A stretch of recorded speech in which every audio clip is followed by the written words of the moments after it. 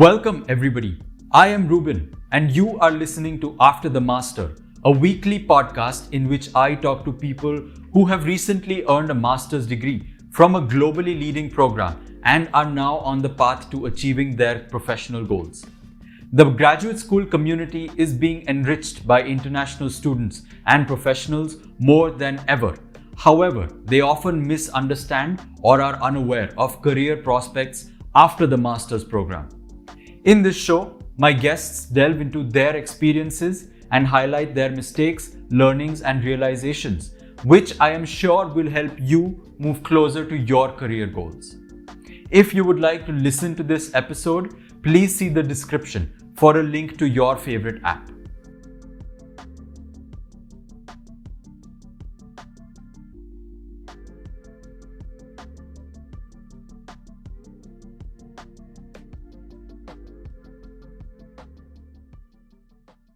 Okay, hi Bhuvan, good morning, or rather good evening to Hi, you. How are you doing? hi, Ruben. I'm beginning. Good morning for your time. I'm doing good. Glad to be on call with you. I'm glad that I am getting to do this with you, and you will most likely be my first video. Hopefully, No, let's I'm see. I'm glad. I'm glad I'm able to help you out on this, and I hope that this is something which I wish I had when I was looking and making a decision to get to master. So I'm sure this what you are trying to do here will help out a ton of people, not only back in India but maybe around the globe. Hopefully. So, do you mind? Can you just tell me a little bit about yourself, your career, your journey, background, a little bit? So I a little bit about my background. I'm originally from Central India, but I did my mechanical engineering in bachelor's in India, from Roorkee, and I worked in Mumbai and moved around in Hong Kong a bit for about 3 years. I worked in building engineering sustainability space for about 3 years. And during that time, I got the chance to work on solar, building integrated solar powered systems, to get the LEED certification for high-rise buildings and different kind of mixed-use development across Southeast Asia. And that got me interested into pursue, this could be a future that got me interested around 2013-14 time period. I graduated in 2012 and I worked on the solar space in 2013. And that's when I realized this could have a huge potential. I was started reading about it in 2014 and I was like, this is what I want to do in masters. So I started looking for masters in 2014. I applied the first time, didn't get through in any of the colleges. Tried to do a better on the test, didn't make a dent, maybe here and there, maybe 1 or 2 points. But in 2015, year, I had a better idea of what I really wanted to do. And I really got lucky with admission on Michigan um, School of Natural Resources and Environment. I went there, did my master's in the natural resource and environment with you, especially focusing on energy systems, sustainable systems with specific focus on power markets. And I also had the opportunity to make a dual degree with mechanical engineering, which was also a very good thing for me personally. And after 2.5 years, two masters, I moved down all the way to South in US in Florida because I couldn't take any more winters of Michigan. So I started working at Nextel Energy. Basically, what I got trained for 2.5 years in Michigan for is doing fundamental analysis on power markets, doing the long-term commodity price forecast for power sector, and helping renewables, get the right value what they should in the very evolving market, very transformational era of energy and electricity sector particularly. um, that has been very exciting for me. I also was very interested in finance. This goes a long way back to my childhood. Like I was always, being from family where finance was kind of our main business. I always had an inkling to learn finance. So I also pursued CFA on the side, doing my full time job. So just finished that, and now I started in a new role of being a structuring and origination of renewable natural gas, which is taking a landfill and biogas, cleaning it up, and putting into natural gas pipeline across US. So this is a very new job. So I'm still relatively new, so can't talk much about it. But exciting space. I've been in renewable and sustainability space for almost 4.5 years now. That's excellent. And I remember we met first in that small party before, in Mumbai, before going Oh, yeah, a few months yeah, yeah. before, a couple of months before. And although I don't remember exactly what, we spoke about because of the beer and all, I suppose. But in IIT, did you have any such subjects that covered sustainable technologies, solar techno at that time when you were in college? Yeah, so when I was in college from 2008 to 12, IT curriculum was still very solidified. Probably 90%, 95% was very fixed Okay. curriculum for based on your special like degree. There was a 5% of courses where you had flexibility to choose what you wanted to do. Okay. So we do. I did took a course in my third year, second semester. I can one of those semester where we focus on renewable energy systems. So we have a separate department in Roorkee called renewable energy and hydro department. That course was very interesting. But I did not. I was more involved in robotics when I was in Michigan. I was very hands-on, hardcore engineer guy. Designing like automated man-sized robots and things like that. I was very much into that.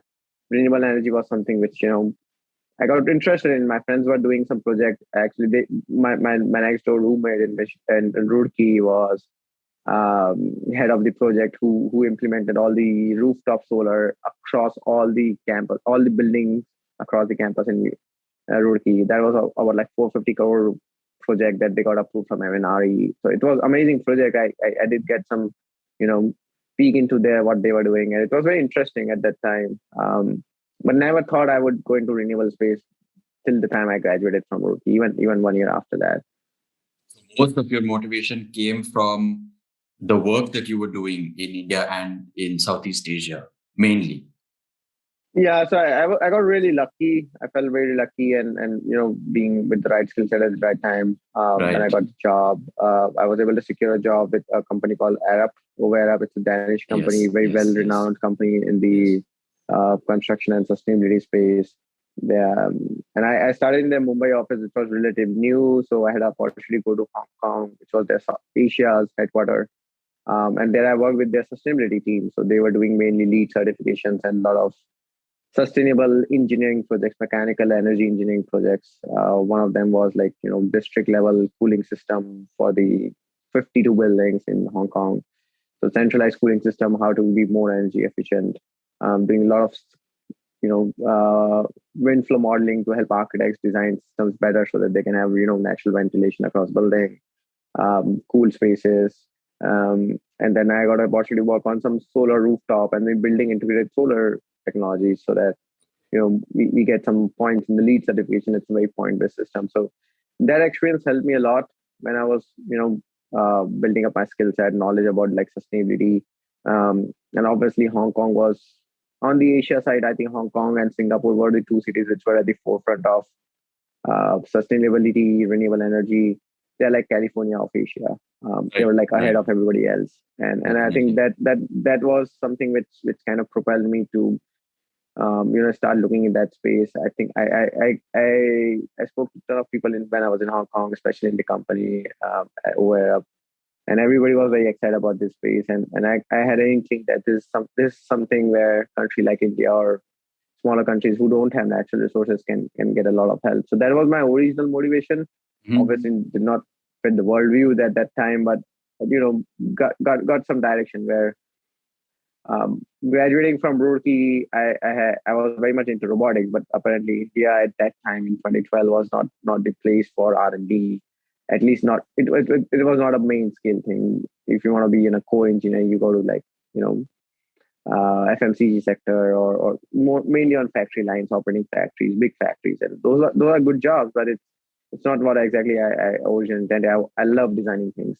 That's why I got into building engineering design, and renewable energy just happened by there. And the first time, like I said, I applied in 2014. I applied to Michigan at that time too, mainly Ivy Leagues. Was probably a little bit more overconfident, but was not super prepared on my SOPs and stuff. So I think this was just like first try, and out of the blue, I got an email from Michigan that they also have a program on sustainability, and I read more about it. this is actually exactly what I wanted to do rather than mechanical engineering, which is more generalized master's program. Um, so I applied to that second time. I got into that in 2015, and when I went to Michigan, that's how I started. Like my whole journey. Michigan experience was the transformative master program, a transformative 2 years of my life, I can say, to very confident level at this point. Last 30 years, those two are like very significant years for me. That's actually a great segue to the next point. When you spoke about working at Arup, which is a massive company, it's an MNC. So over there, did you know people who had done a master's in the US? Because what I wanted to know about is what was your perception, about doing a master's, especially from the US, and what would your life be after a master's? So, what did you expect before you went to Michigan?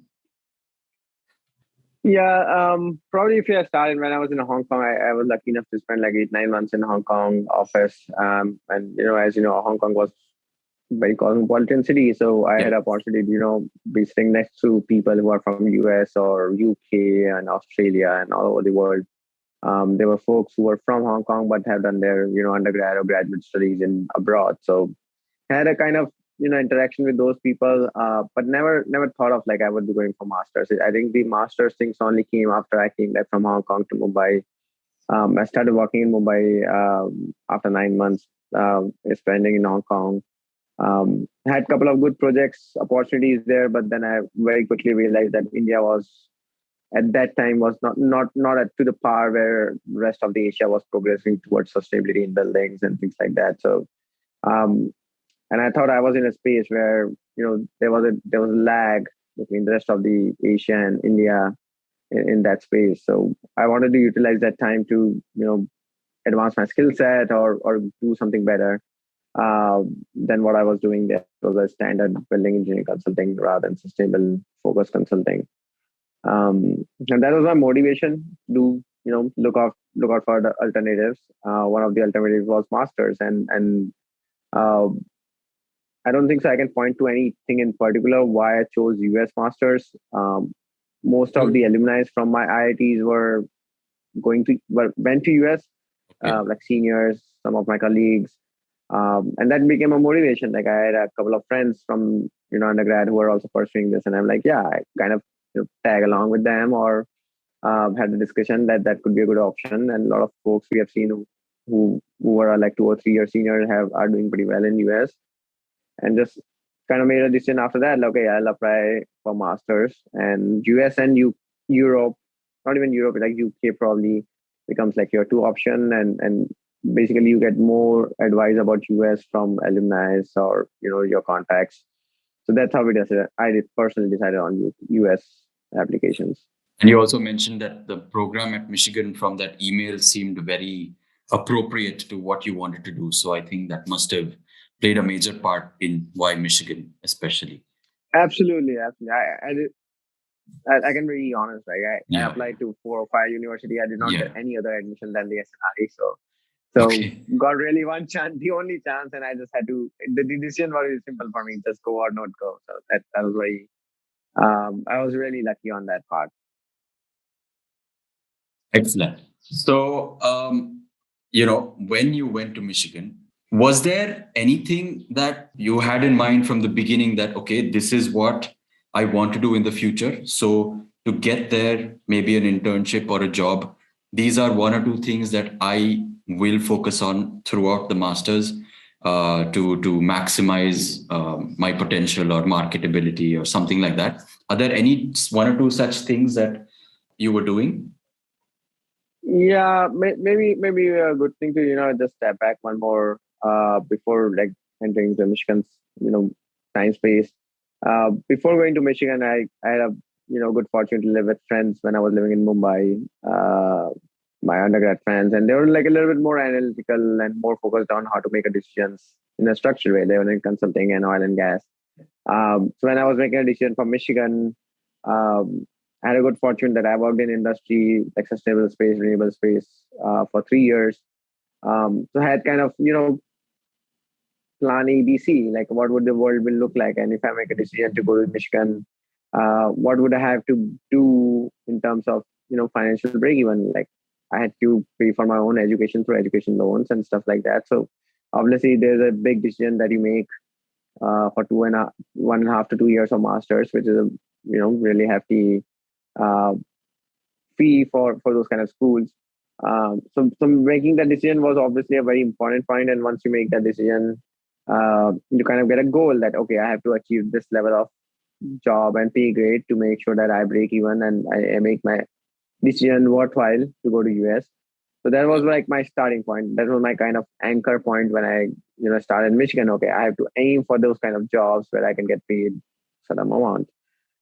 So at least I had that starting point, and I did a little bit research. Okay, worst case scenario, absolute worst case, like my master's doesn't do a lot of help to me. That was my worst case scenario. A is I continued what I was doing in Michigan, in Mumbai and Hong Kong, which is like building engineering and sustainability space, and found companies, especially the company that I was working at. Up, they had an office in New York, they had an office in Chicago and San Francisco, and similar a lot of competitors like that. So I did a lot of research, and okay, worst case scenario, if I work in those space, what would my pay grade would be? So that I was kind of had a plan that okay, I will reach out to these companies and make sure that I use my past experience as a worst case scenario option. The second thing, when I went to Michigan, like I started with the mindset. Um, uh, I went with the mindset that okay, I want to be in sustainable system space, which is what my one of the seven specialized that you can do in SNRA at that time. And I know I want to do in renewable energy because I worked on solar, so that was kind of a little bit more familiar space. And I got really lucky with the advisor there who had worked in renewable space before. So that was obviously a very, very, very important point to have a really right advisor. And this is not something which you can make a decision beforehand. There's a part of luck that plays in there, but you can also be proactive and find a professor which you find their recent research work is more aligned with what you want to do. So obviously that helped me a lot. I don't have to research a close professor, but I did reach out to a couple of other professors just before even meeting my advisor, like what they are doing and what is the space they focus on. So doing a little bit of more legwork initially, finding that right advisor is one of the most important point in your first month when you go to new university in US.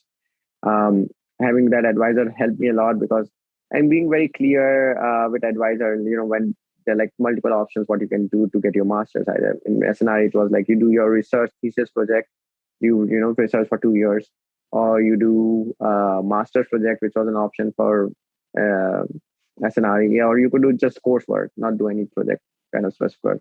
So given that I've been in this space, I felt that research was the right way because I want to focus on one particular aspect and get specialized. And I think doing a thesis was one of the best decisions that I made.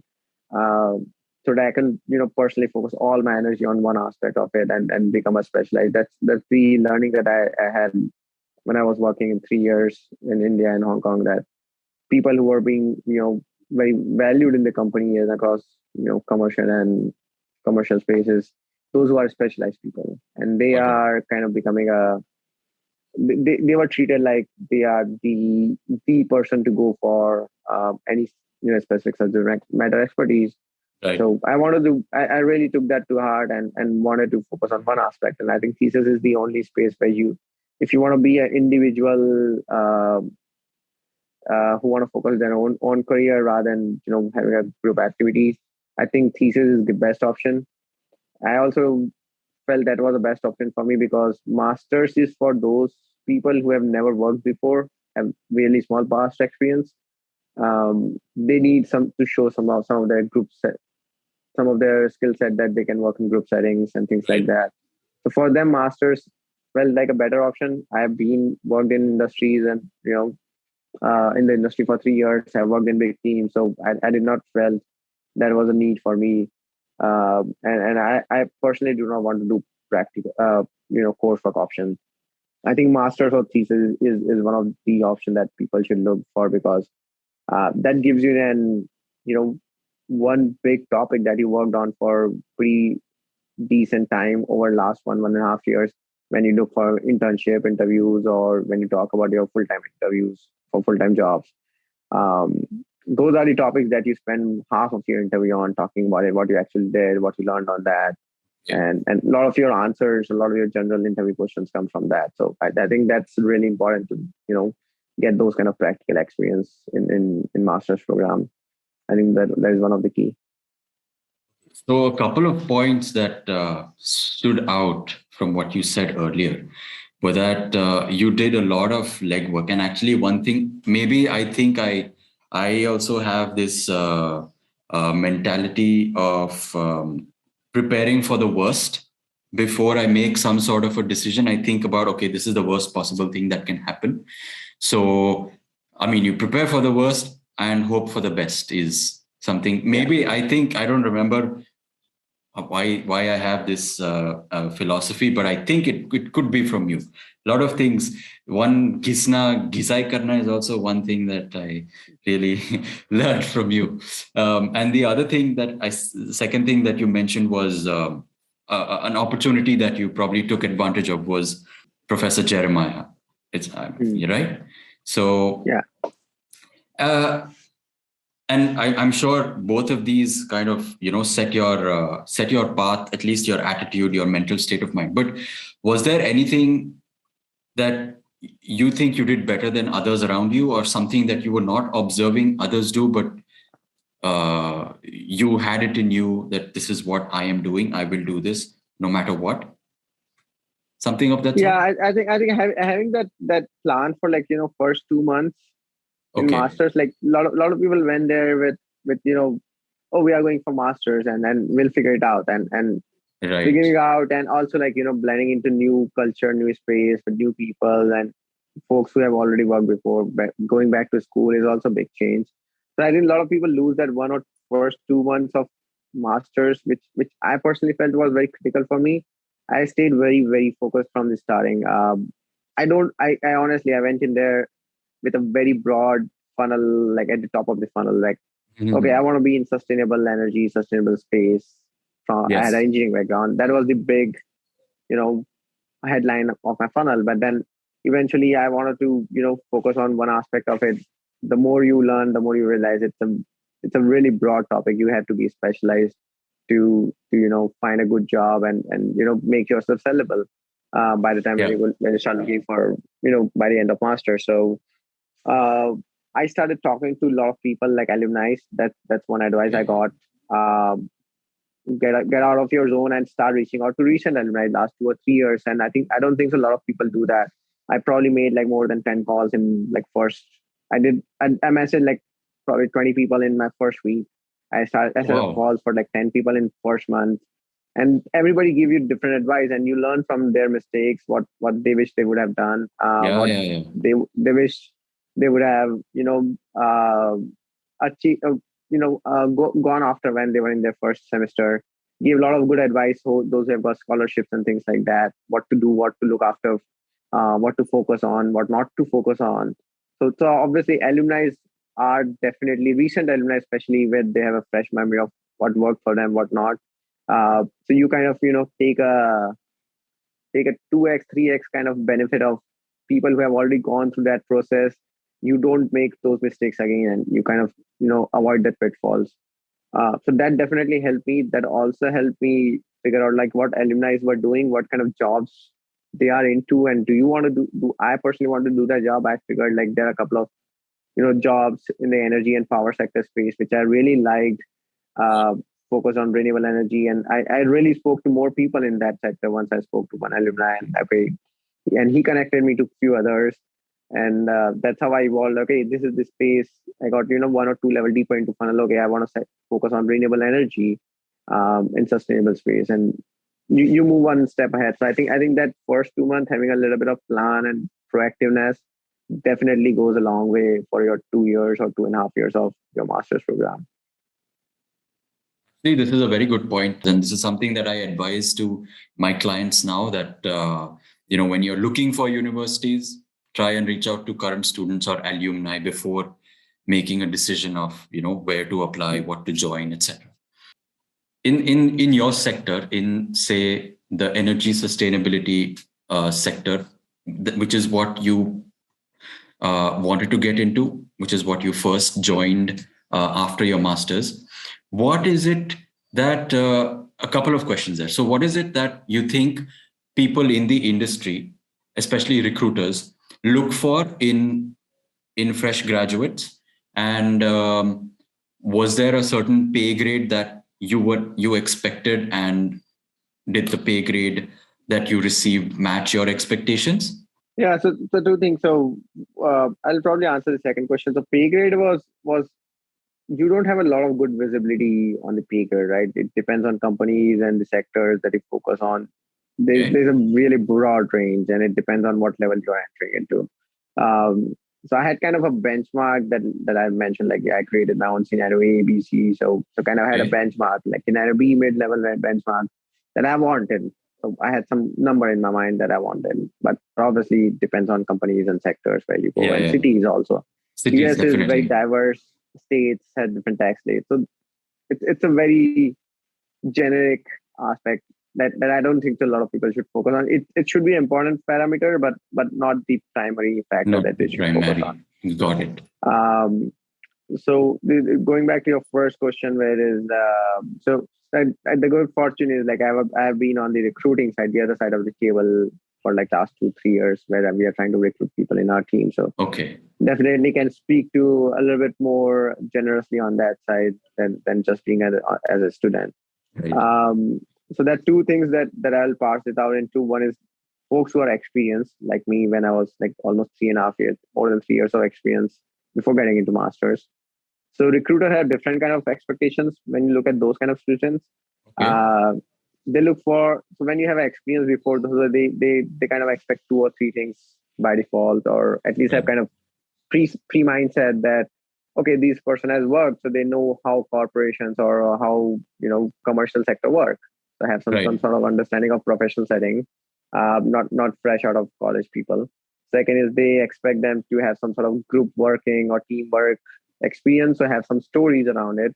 Maybe what is your best skill set from teamwork or failure, or some challenges that you face. So those kind of things are generic interview questions. They usually challenge them and kind of gauge into them.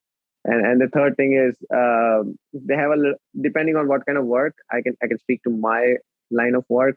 Having a good analytical skill is something that we focus on. So somebody who has already been in professional setting, been in that kind of job. So we expect that, okay, this person is very well versed with basic tools like Excel, PowerPoint, Word, or they have good with numbers and things like that. So those are 2 or 3 points that I think, and good with communication, obviously that's the most important in all aspects. So all this thing definitely matters for recruiter. It might be different for somebody who is absolutely fresh, like who did master right after undergrad. In my personal opinion, and this like absolutely personal opinion, like if you want to be in a commercial or professional setting, if you do not want to go in academic, I would highly recommend like get 1 or 2 years of experience before you go masters. Mm-hmm.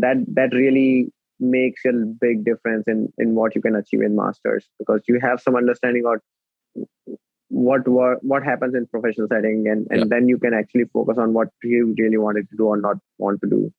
So I think that definitely worked well when I went for internship interviews or job interviews. So my past experience definitely gave me a edge over everybody else who do not have experience like that. Okay. Secondly, have a very focused stories around what you are doing and why you are doing and what you're focusing on. So when I was interviewing for internship, I think I started and banking a little bit more, maybe 70% on my past experience and 30% on the work that I was doing at that time. Okay. So I started research on batteries, which was in 2015-16 was a really hot topic. So industry was going in that direction. That is what you mostly did during Michigan, right? Your work was mostly, and your thesis also. Yeah, on batteries and implication in the power markets. And I got really lucky to know a little bit more about that. One is my advisor. He was a little bit more closer to industry. Second, spoke to a ton of alumni, and one question I always ask alumni is, what is something that they see in their industry is going to be a big thing for next 4 or 5 years? Oh, Because in 2 years when you graduate, the industry is going in that direction. That thing becomes something which something industry changes. want more skill set from, something new in the industry, and folks will look for that skill set. So Yeah, battery was like that in 2015, 16, where US was deploying one of their first big batteries on the grid scale, and everybody in the industry was like being very cautious at that time, but everybody was saying that this is going to be a big thing, and that's what it turned out to be. So getting that, talking to alumni, getting that kind of feedback, and tailoring your research work, even if not research work, certain projects that you do in coursework, just try to pick that coursework project, even though they are hard one, but stick around that so that you have some sort of topics that you can spend 10 minutes or 20 minutes talking about when you are just talking to recruiters in an interview. And that's what they look for. If somebody can be very passionate about whatever, even if it's a small piece of course project work that they can talk about in detail. um, I think that matters a lot. It shows a lot of your dedication and depth about any particular topic. yeah, yeah. So I think that's what matters for recruiters.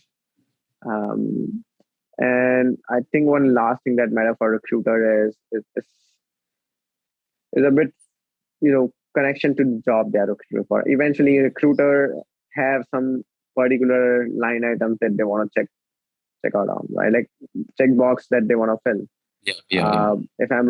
If I'm personally recruiting for power market internships, I want somebody who knows what an ISO market is, what is power market is, what is energy, what is capacity, Of course. and basic aspects. So I think those, being very, very, very aware about those things when you're applying for jobs, make sure that your resume speaks to that before even, like, you get a chance to speak to a recruiter. So that, being a little bit aware about that, spending a time on resume and making sure the words align with, just drop the words that are in the job requirements, Okay. and be cognizant of your experience and stories are tailored around it in your resume, as well as when you talk to them, that they can be convinced that you have the skill set, basic skill set that they are looking for. Not try to So sell yourself, but try to tailor yourself to their need. I think got I it, think got it. that's So that's the right way to put it.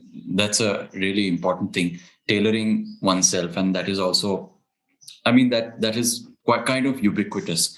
But to build your basic skill set, would you say the masters played an important role?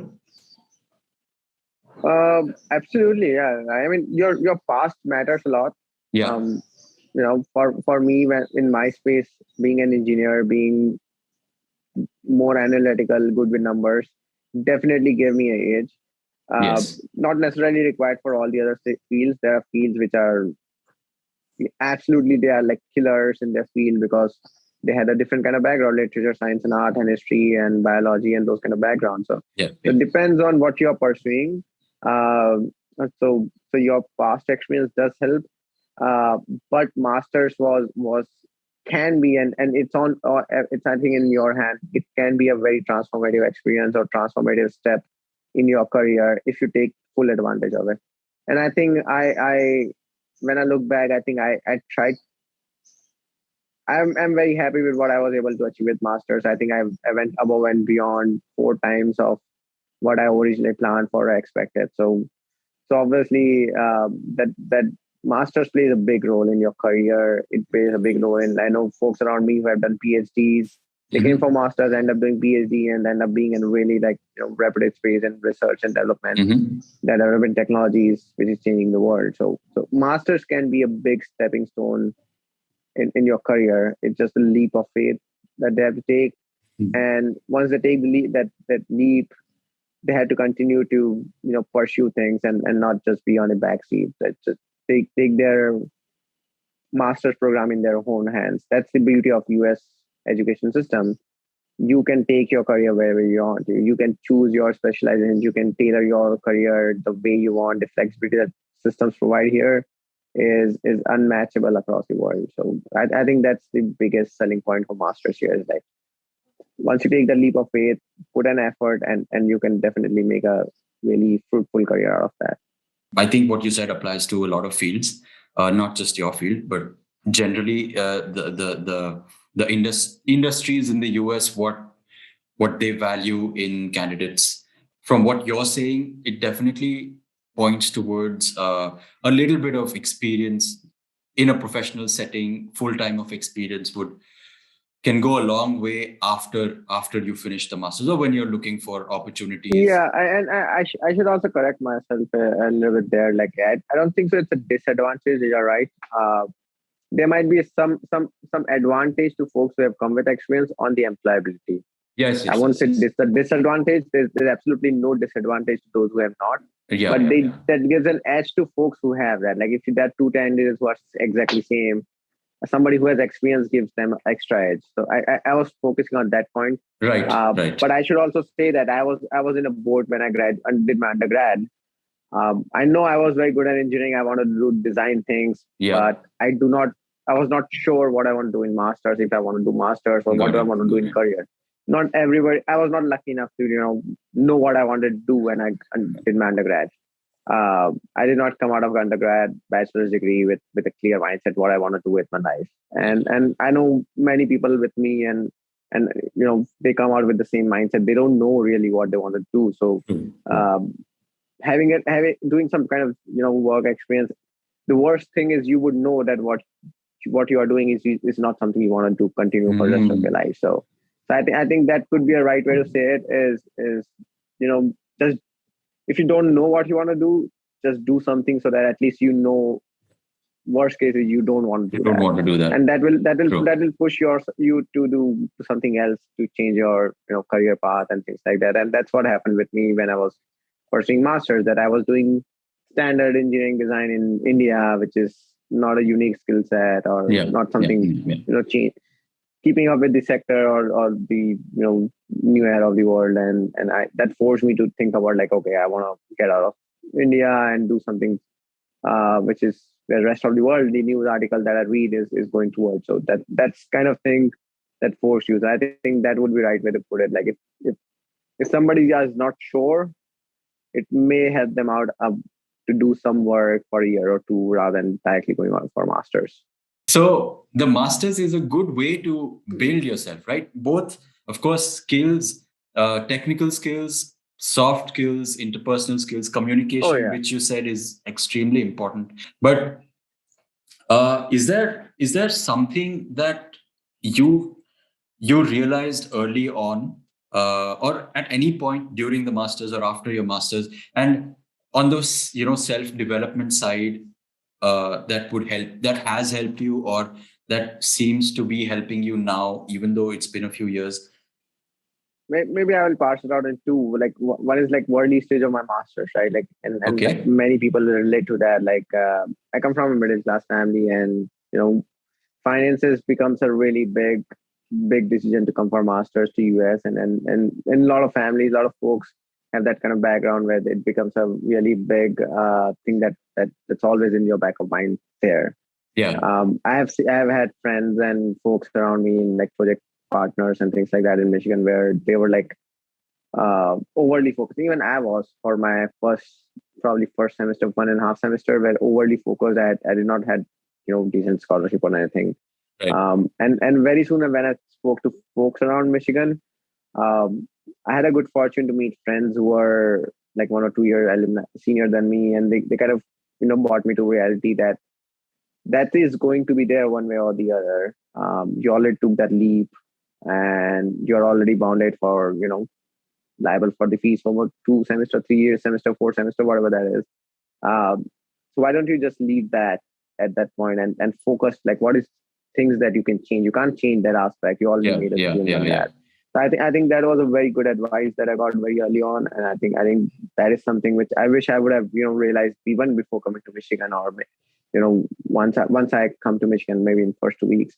I think sooner than later it really played a big part in my attitude and aptitude, the way I approach my studies and my day to day life in Michigan. So I think that is a really good advice that I got very early on in Michigan. I wish I would have got it much more earlier. Uh, Mhm. so focus on what things you can change and what things you can do better Yeah, than yeah, what has already been there. Um, yeah.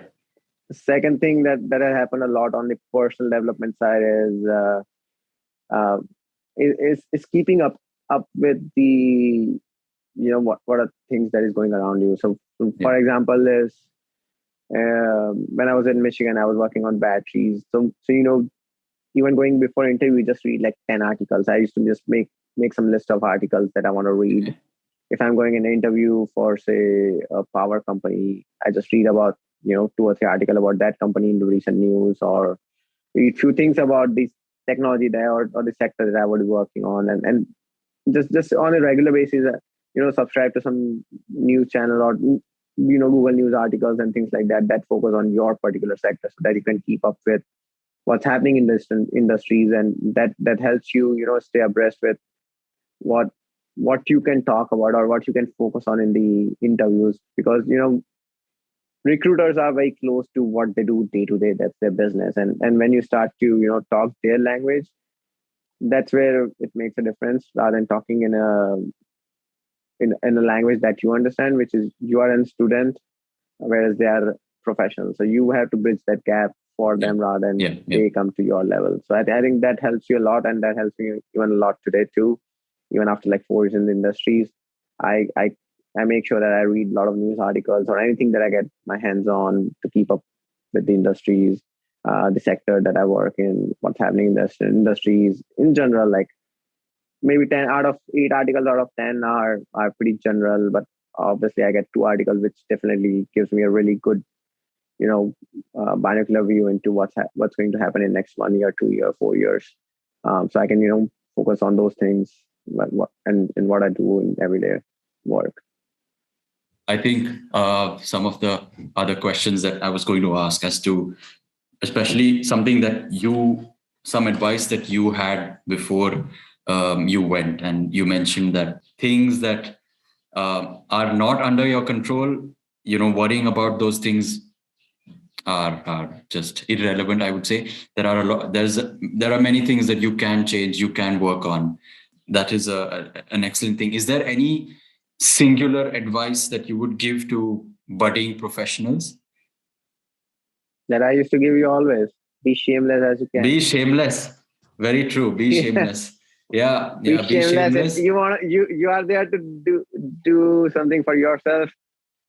Don't feel shameful in approaching folks, approaching people, approaching professors. Yeah. It is Yeah. you who want things. It's not their responsibility to come out and look for you. You have to approach them. You have to approach them. And there's a fine line between being harassing someone versus approaching someone. So try to go all the way to the line. Go in the gray Go zone. to the line. Don't be worried about it. Worst thing is you will be the same what you were. You don't get anything which you were already not getting by not doing it. Yeah.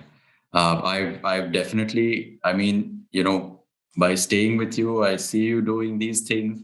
You always mention this: be shameless, approach people. And honestly, when I have been quite introverted. I like to be within my own space and within my own bounds. But I think, the moment I tried to go out of my comfort zone, as in approaching people, not worrying too much about what they will think and blah, blah, blah, it kind of worked, to an extent. But of course, the way you may approach it versus me or somebody else might be a little different. I still have it in the back of my mind that theek hai, maybe I shouldn't, maybe I'm harassing them, maybe I'm bothering this person. But I think over the past few years, something that I've learned a lot is, in addition to being not shameless, but just asking questions, approaching people. And in the position that I am now in, where I'm trying to build, I wouldn't say a business, but yeah, in a way, it I've just literally been approaching people, trying to find some connection here and there with somebody, and approaching. Whether it works out or not is a different thing, and it has worked out probably 90% of the times right now. Yeah. But also one important thing that probably an extension of what you said earlier, when it comes to people who are looking to find a job, entering the market, entering the industry, is there an aspect of what you can contribute that comes first, and what you want from them or what you can gain from them, does that come second? Is that Obviously, if you the first aspect is to, before you start thinking about what you can get from them, is to is make to sure they are give? convinced that, yeah, what they will get out of you. Yeah, Once that is established, then is the point when you can talk about, okay, what is there for you. And I think I've personally focused on that aspect first. Is I'm selling myself to them, so I had to fit in their mold rather than changing a mold that yeah, fits yeah, me yeah. my Makes a lot of desire. sense. Makes a lot of So sense. make sure you talk their language, you walk their walk, you align with what they are asking for. And once that happens, once you establish that, and interviews are like multiple rounds, like Yeah, you yeah, don't yeah. finish your interview in first round. Once they are already wheeled into that aspect that, yeah, you are the perfect candidate or right candidate for the role, then it's a upper hand for you. And once you are in that position, then you start to think about, okay, what are your requirements, how that Yeah. will fit in your view. And then that also brings you with a little bit leeway when you're going in the final phase of negotiations of your payment, the pay scale and everything. And then you can leverage those things. So think two steps ahead when you are thinking of this.